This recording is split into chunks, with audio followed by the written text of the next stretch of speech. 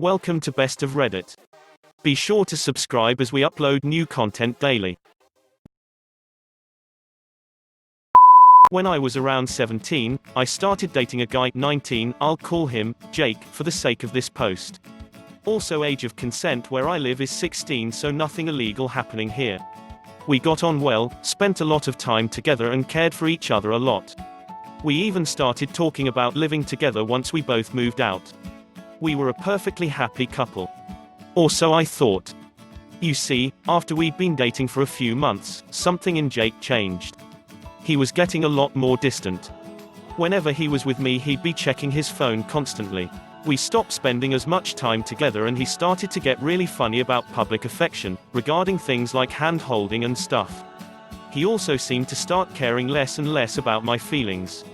I used to have a bit of a thing for humiliation in the bedroom, nothing too far, and we'd spoken about what Jake should and shouldn't say, but he started to get more and more degrading. He'd tell me how no one would ever love me and would pick on my insecurities. I actually broke down crying a few times when this happened. To give him a bit of credit, the first few times he did stop everything he was doing and apologize, cuddle with me until I felt better, but eventually that stopped too and he just began rolling his eyes and telling me to grow up. He was like a completely different person. The insults started to seep into our everyday life. He'd pick on my appearance a lot, bring up my family, I was dealing with a lot of family issues at the time, bring up the fact that I slept around before we started dating, a sort of rebellion caused by the family issues, etc. If got upset by it, he'd just leave the room and let me cry by myself. I started to feel like it was my fault our relationship was falling apart, maybe I just wasn't good enough for him. I knew deep down that he was cheating on me, and that was confirmed when I got a message from a guy, David, on Facebook telling me that he'd been sleeping with Jake. He apologized profusely and told me that he broke things off with Jake as soon as he found out he had a boyfriend. I couldn't be mad at David, it wasn't his fault. We spoke for hours and I reassured David that it wasn't his fault and that he'd done nothing wrong. David also helped me to stop making excuses for Jake's attitude and the way he'd been acting. He was a godsend. The thing that truly broke me happened not too long after the cheating was discovered. We'd been arguing a heck of a lot more. Then he decided to do something absolutely unforgivable. You see, I had a strained relationship with my father for years. He'd cheat on my mother constantly and eventually, he settled down and had kids with a girl he'd been seeing behind her back. He did try to have some sort of relationship with me till I was about 13-14-ish and then decided that he didn't love me as much as his other kids and we stopped any and all contact.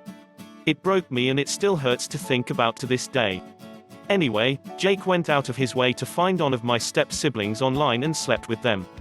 He bragged about it the next day and my step-sibling actually posted online about what had happened, and I received a bunch of messages from their friends telling me how I had deserved it.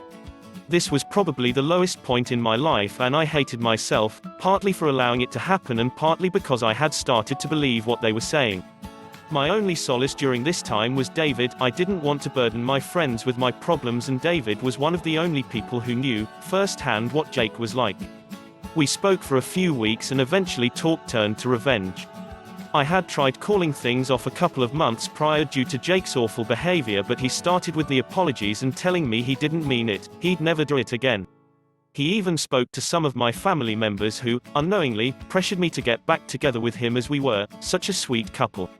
I hadn't wanted to tell them the real reason that we'd broken up, so I kept the details pretty vague, though I'm pretty sure some of them had seen my step-siblings post and knew why I didn't want to be with him.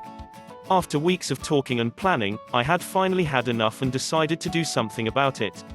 My father wasn't exactly a rich man, but he worked a pretty well-paying job and earned enough money to live fairly comfortably. He had begun spreading rumors around when I was younger, during a custody battle with my mother, that he had set up a trust fund for me and that there was enough money there to get me set up in my own place when I was 18, plus a bit extra.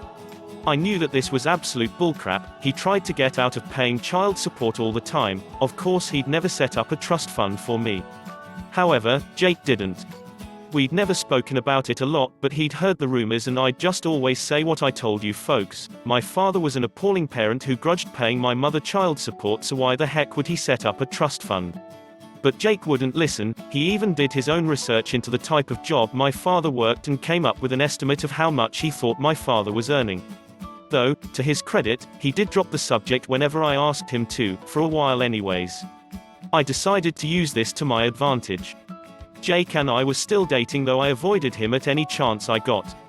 Until one night where I sat him down and told him that since I'd be turning 18 in a couple of weeks, I'd started thinking about us getting our own place. With the trust fund my father had set up for me. He immediately cheered up at this, and honestly I think that night was the first time in months that he'd said anything nice to me when we weren't in public or with friends, family. This very nearly made me want to call the whole thing off, but I spoke with David later that night and he reminded me that Jake would go back to his usual degrading attitude in no time. We started looking at flats, though Jake was kind enough to let me have the final say and handle the paperwork, because how could he possibly go out and cheat on me if he had to sort out the paperwork for a flat? I was a little surprised by this, to be very honest, as I'd always thought that he'd want his name on the paperwork and everything, so I couldn't kick him out.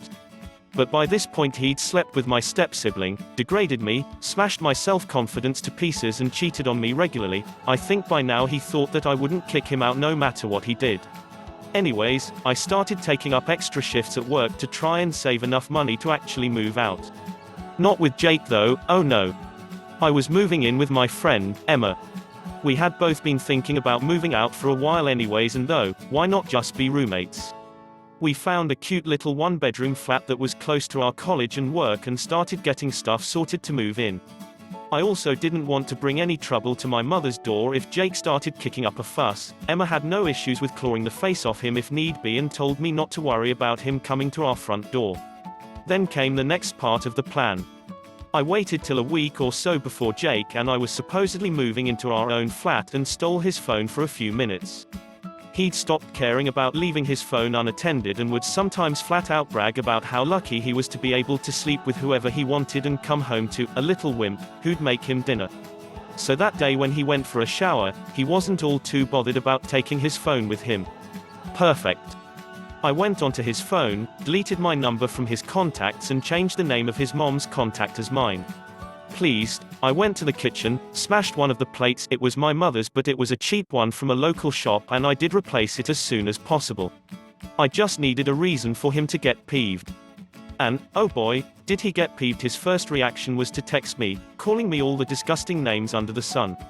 Except it wasn't me he'd texted, it was his mom. I'd texted her in advance and told her that I hoped she'd forgive me, but she had to see what her son was really like. She'd never tried to defend him as much as she just hadn't known quite how bad his behavior was. She'd actually called him out a couple of times where he'd slipped up and been harsh with me when she was there. She went ballistic. I never found out exactly how their argument went, as she phoned him to scream at him and call him out for his crappy behavior, finally seeing how horrible her son was. It didn't help that she'd been sent screenshots of some of the times where he'd admitted to cheating. She was absolutely disgusted by her son's behavior and phoned me to apologize on Jake's behalf. It wasn't her fault though, he's old enough to know how to act like an adult. He wound up telling his mom essentially that her opinion didn't matter as he'd be moving in with me anyways. Needless to say, when he called me on Facebook, after I deleted my number from his phone, I took some satisfaction in telling him that we weren't moving in together, that the trust fund wasn't real. I'd already told him that in the past, he just refused to listen, and that I'd moved in with Emma. I was called all the bad names under the sun. His voice sort of turned into white noise after a while. I told him we were over and hung up. Blocked him on everything. He had to run back to his mom and dad, his tail between his legs, and they took him back for a little while. Though after a bit, the arguments became too much and his parents kicked him out. He stayed with a couple of friends for a few months before he managed to get his own place. His parents, especially his mother, have not been the same with him since. I still talk to his mom on occasion. Lastly, David and I took the liberty of sending screenshots of Jake's abuse to as many of the people he'd been hooking up with as possible. A couple of sleepless nights were spent trying to track people down on Facebook. Part of it was to get back at Jake, but most of it was just to make sure that none of them got roped into a full-on relationship with him and had to deal with all the crap I'd gone through. So there it is, my little story of ProRevenge.